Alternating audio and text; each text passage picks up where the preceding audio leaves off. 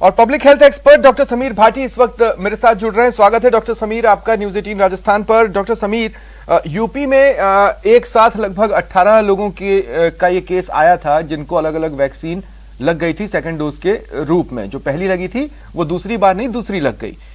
उसके बाद स्टडी चालू हुई गंभीरता के साथ कि आखिर मिक्सिंग का एंड रिजल्ट क्या है, और जो नतीजे आ रहे हैं वो काफी एक्साइटमेंट वाले हैं।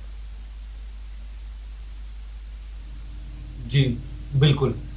देखिए, जो मिक्स एंड मैच की हम बात करें, मिक्स एंड मैच ग्लोबली तो अभी काफी टाइम से चल ही रहा है, काफी सारी कंट्रीज में ऑलरेडी ये हो रहा है। मिक्स एंड मैच में बेसिकली हमें क्या देखना होता है, कुछ कंपोनेंट की सेफ्टी, उसके बाद आपका इम्यूनोजेनिसिटी, इसके बाद जो हम डोज दे रहे हैं दूसरी वैक्सीन की उसका बूस्टर इफेक्ट। इसके अलावा सबसे महत्वपूर्ण है क्या वो अभी जो हमारे वेरिएंट सर्कुलेट हो रहे हैं उस पर काम कर रही है कि नहीं कर रही है। ये सब चीजें देखनी होती है। हालांकि हम दोनों वैक्सीन की बात करें तो दोनों ही वैक्सीन इन सभी पैरामीटर्स पे बिल्कुल जो है एकदम ठीक तरीके से काम कर रही है। ये वाली जो हम स्टडी की बात कर रहे हैं आईसीएमआर की, ये कोई प्लान स्टडी नहीं थी, जैसा अभी आपने भी बताया, एक एक्सीडेंटल स्टडी थी।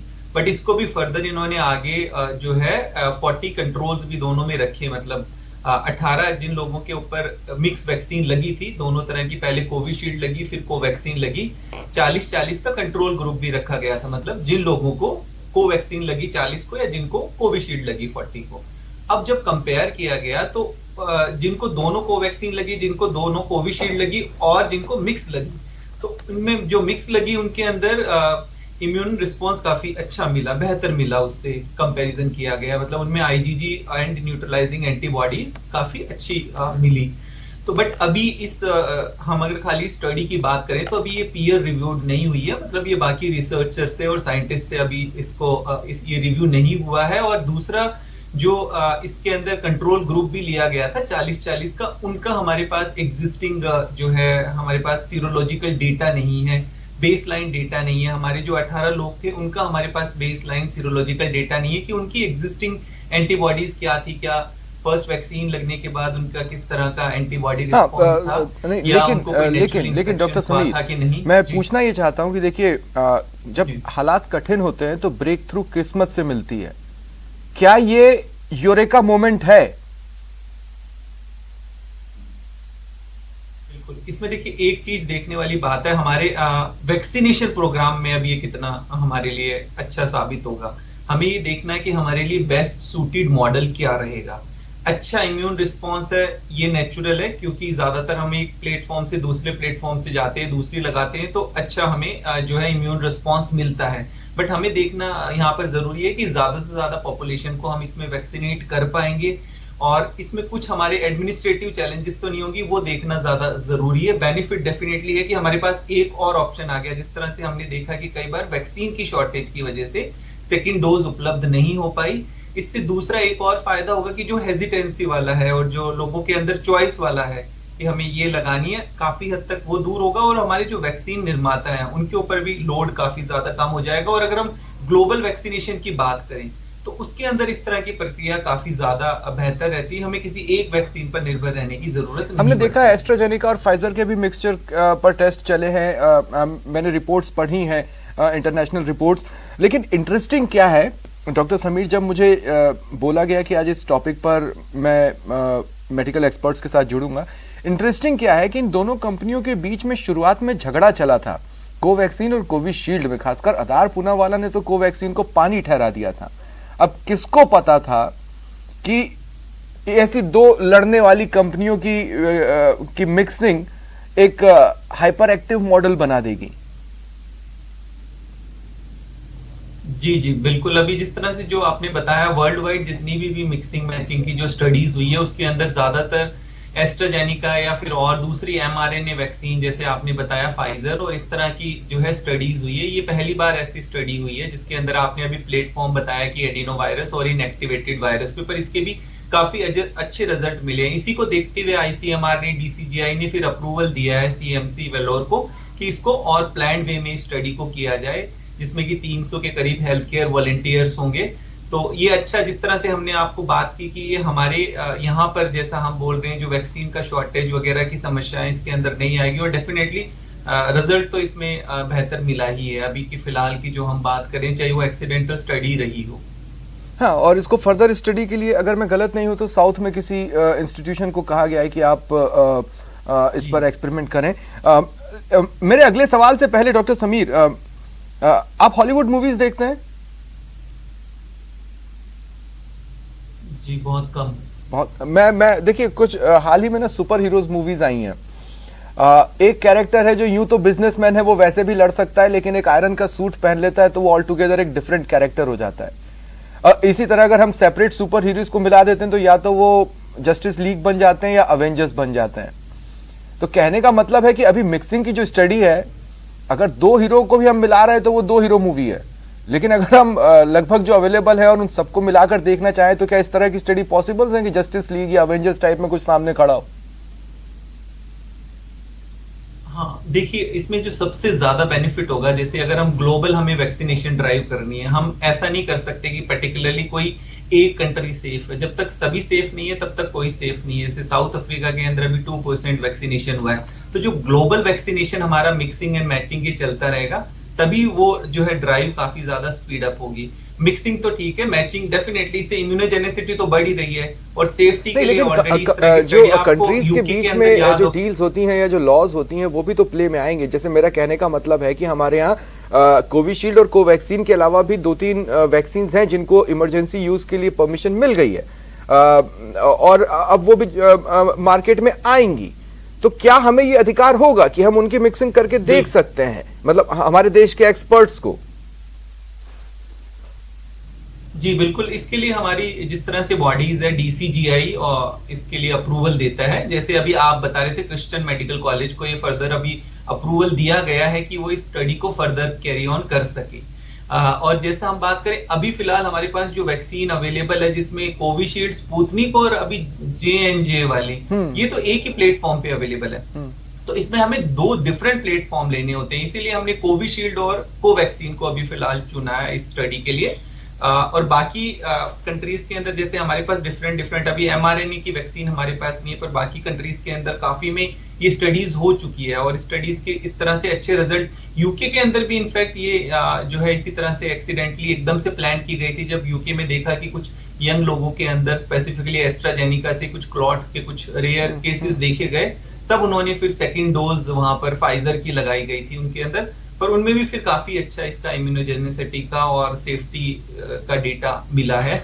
तो ओवरऑल जितनी भी स्टडीज आ रही हैं मिक्सिंग एंड मैचिंग की, वो काफी ज्यादा बेहतर स्टडीज है, और इसको आगे फर्दर जिस तरह से मैंने आपको बताया कि हमारी वैक्सीनेशन ड्राइव को स्पीड अप करने के लिए ये डेफिनेटली आगे हेल्पफुल रहेगी। देखिए, यूरेका मूवमेंट की खासियत यही है, जैसा कि मैंने कुछ देर पहले कहा था डॉक्टर समीर, कठिन हालात में ब्रेक थ्रू किस्मत से मिल जाते हैं, और वही एक यूरेका मूवमेंट होता है। डॉक्टर मधु नाहर राय, ये निदेशक हैं इंटरनल मेडिसिन पारस जी के अस्पताल से। मैं आपका स्वागत करता हूं। डॉक्टर मधु मेरे साथ जुड़ रही हैं।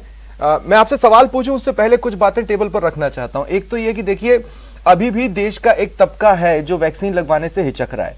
अव्वल तो मैं ये कहना चाहता हूं कि भाई अभी और कोई चारा नहीं है, आपको अपने डर से, अपने वहम से खुद ही लड़ना है, लड़ना ही होगा और वैक्सीन लेनी है।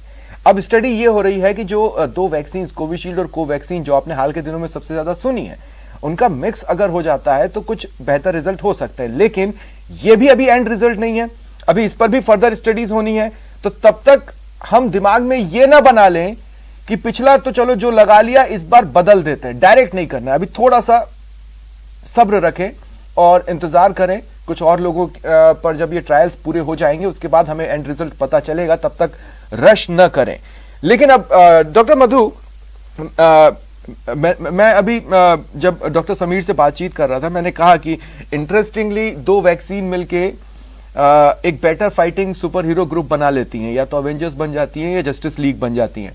लेकिन अभी फिलहाल ये ट्रायल के रूप में है, लोगों को अभी अति उत्साह में आकर, वो तो वैसे ही डरे हुए हैं, वो एक भी नहीं लगवाना चाहते। वो 2 मेरे ख्याल से बड़ा मुश्किल ही है कि वो तुरंत जाके बोलेंगे कि पिछला हमारा कोविशील्ड था, अब कोवैक्सीन लगा दो। देखिए, ऐसा है कि जहां तक हम हमारे कंट्री की बात करें, जहां पे अभी भी लोग एक वैक्सीन लगाने के लिए काफी हिचक रहे हैं, या बहुत पेरिफेरीज में, इंटीरियर में जहां वैक्सीन नहीं पहुंच रहा है, हमारे कंट्री के लिए अगर 2 वैक्सीन की बात करें तो ये शायद किसी एक वे में पॉजिटिव भी हो सकता है, क्योंकि जो अवेलेबिलिटी है वो भी हमारे यहाँ वैक्सीन की एक चैलेंज है कि कोवैक्सीन कभी अवेलेबल है, कभी कोविशील्ड अवेलेबल है नहीं है। तो थोड़ा सा लोगों के पास एक चॉइस भी मिल जाएगा कि चलिए हम कोविशील्ड ले लेते हैं, फिर थोड़े दिन बाद 6 वीक बाद या जो अवेलेबल वैक्सीन है वो ले लेंगे। हालांकि डाटा अभी भी कोई मेजर डाटा अवेलेबल नहीं है कि दोनों को मिक्स करना चाहिए या कैसा रिजल्ट रहेगा, बट डेफिनेटली हमारे कंट्री के लिए एक प्लस पॉइंट साबित हो सकता है। नहीं, लेकिन अभी जो हुआ देखिए वो किस्मत से हुआ। यूपी में भी जैसे जो जिनको लगा वो एक जो गैप है 2 डोजेस के बीच में, उस गैप को फॉलो करके वैक्सीन सेंटर पहुंचे थे और उनको दूसरी लग गई और उसके बाद ये स्टडी चालू हुई। कहने का मतलब ये है कि ऐसे ही गैप के बाद दोनों लगेंगी या फिर एक साथ दोनों को एक करेक्ट मात्रा में मिलाकर लगाया जा सकता है और उसका नतीजा देखा जाएगा, या इस तरह की बातें तो अभी उतनी क्लियर है नहीं। ये बहुत कहना चाहिए कि बहुत जल्दी है हमें इस डिबेट पे पहुंचने के लिए, क्योंकि ये जो भी स्टडीज हैं ये सिर्फ एक एक्सीडेंटल था कि यूपी में 18 लोग थे उनको गलती से 2 वैक्सीन लग गए थे 6 वीक इंटरवल पे, एक बार कोविशील्ड लगा, फिर 6 वीक पे कोवैक्सीन लग गया। तो जो उन्होंने स्टडी किया, जो भी ICMR ने कि जो भी रिजल्ट आए थे उनको, जो हम एक हमारी बॉडी में एक इम्यूनोलॉजी रिस्पॉन्स देखते हैं, इम्यूनोजेनेसिटी देखते हैं कि एंटीबॉडी टाइटर वैक्सीन के बाद में कितना बना या नहीं बना। तो कुछ टेस्ट होते हैं जिनसे पता चलता है कि जो हमारा इम्यूनिटी लेवल है वो 1 वैक्सीन के बाद और 2 वैक्सीन के बाद कितना था। तो बाई चांस जो भी इन 2 लोगों को जो मिस्टेक से जो 2 वैक्सीन लगे, उसके बाद में जो इम्यूनोलॉजी रिस्पॉन्स आया था वो रिस्पॉन्स इनमें काफी बेटर मिला। हाँ, वो बूस्टर लगवाने गए थे और मेगा बूस्टर लगवा कर आ गए। मेगा बूस्टर लग गया, लेकिन अभी तक कोई भी स्ट्रॉन्ग क्लिनिकल ग्राउंड या स्ट्रॉन्ग एविडेंस या डाटाबेस स्टडी जिसको हम बोलते हैं, क्योंकि ये बहुत लंबा टाइम लगेगा, अभी बहुत लंबा चलना पड़ेगा कि ये दोनों वैक्सीन मिक्स करने हैं या एक वैक्सीन लगाने के बाद सेकंड वैक्सीन हम दूसरा लगा सकते हैं, क्योंकि एक ये कि दोनों का जो मैकेनिज्म है वैक्सीन का वो थोड़ा डिफरेंट है। कोवैक्सीन का मैकेनिज्म डिफरेंट है, कोवैक्सीन अलग मैकेनिज्म की है, कोविशील्ड अलग है। एक हम कहते हैं कि एक इनएक्टिवेटेड वैक्सीन है, एक थोड़ा वीक पार्ट ऑफ वैक्सीन है। तो जो बूस्टर रेस्पॉन्स है वो दोनों को मिक्स करने पर ज्यादा आएगा या एक वैक्सीन को लगाने के बाद कुछ पर्टिकुलर इंटरवल के बाद हम दूसरा वैक्सीन लगाएंगे उसमें ज्यादा आएगा, ये अभी बहुत जल्दी होगा बोलना। बिल्कुल।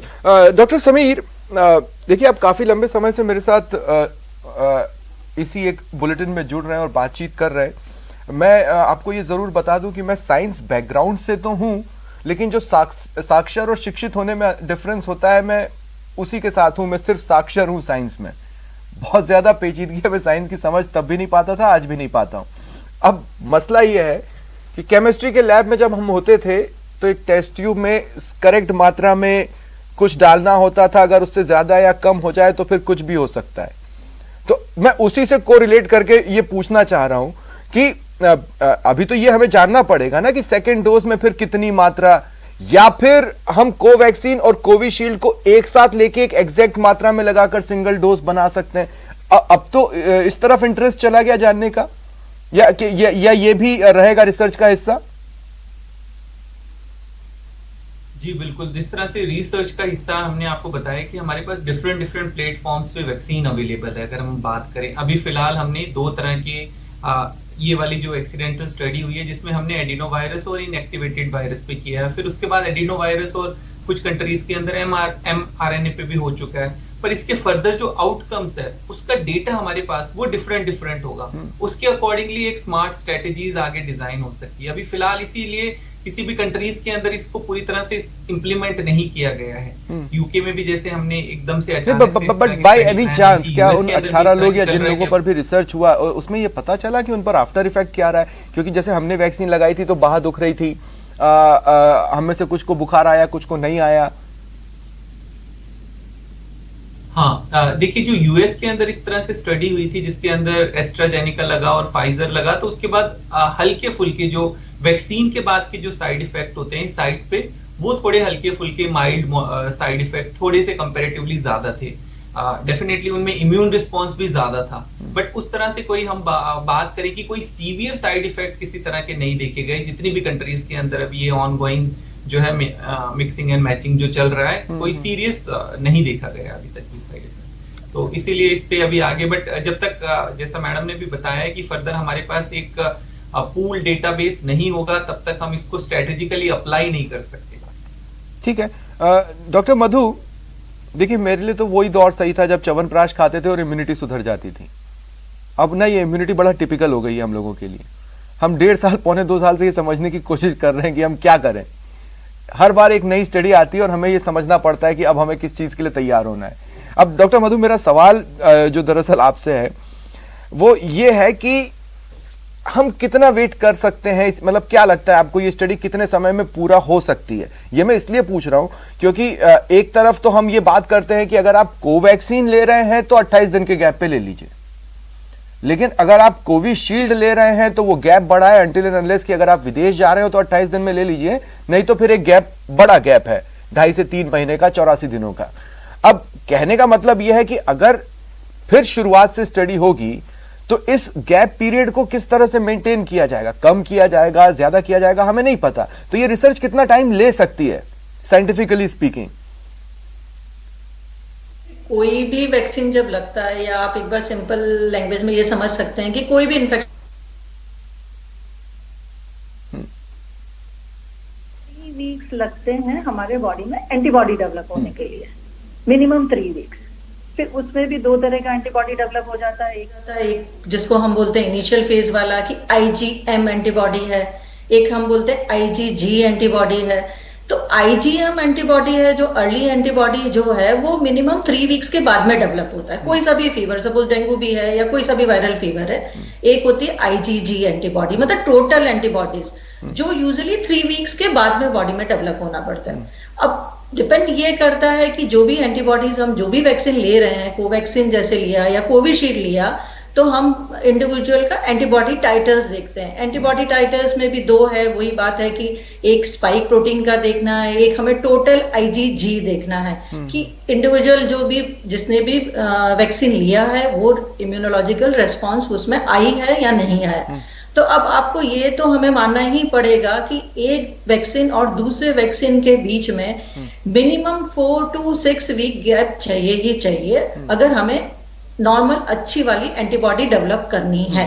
अगर हम बहुत जल्दी की इसका मतलब है कि वो जो स्टडी चल रही है वो स्टडी अभी 3 से 4 महीना ले सकती है, क्योंकि वो मिनिमम 3, मतलब अभी तक अपने पास जो भी वैक्सीन 2 अवेलेबल है इंडिया में, कोविशील्ड और जो कोवैक्सीन हम दे रहे हैं, उसमें जो भी स्टडीज है उसमें जो लास्ट ईयर जैसे जनवरी 16 से जब वैक्सीनेशन प्रोग्राम शुरू हुआ हमारा, तब देखा है कि बहुत से लोगों में ऑलमोस्ट 40-50% लोगों में जो 3 मंथ्स के बाद में एंटीबॉडी डिसअपियर हो गए।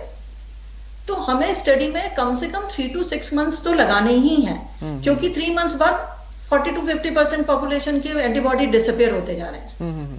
तो एक किसी अच्छे रिजल्ट के लिए पहुंचने के लिए बेहतर यही होगा कि थोड़ा लंबा समय देके उस स्टडी को थोड़ा लंबा किया जाए कि उसका एंड रिजल्ट कम से कम हम 6 मंथ गैप पे देख पाएं। हाँ, लेकिन डॉक्टर समीर, आप भी जानते हैं कि जब इस देश का लक्ष्य ये रखा गया है कि इस साल के खत्म होने तक सभी देशवासियों को वैक्सीनेट कर दें, ये स्टडी अगर जल्दी हो जाती है तो उस चीज को स्पीड अप किया जा सकता है और लक्ष्य को हासिल किया जा सकता है, लेकिन इस गति से उस लक्ष्य को हासिल करना बहुत टेढ़ी खीर है। अब मैं आपसे बात ये पूछना चाह रहा हूं कि अभी देखिए कई चीजें उड़ती हैं और फिर उड़ती चली जाती हैं।